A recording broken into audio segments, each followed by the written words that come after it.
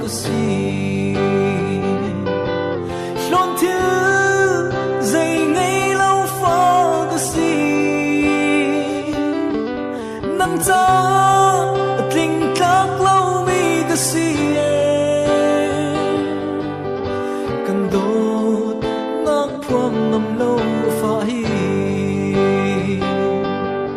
cái đốt nắng cần rua zona cái tập tổ riêng nu xin khác cái tâm năng trâu lại nắc nào nói bằng in cần hờ bất thiên xin cái đốt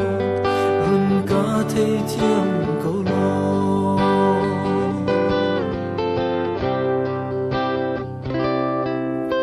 cái đốt cây chú har sa mi ka si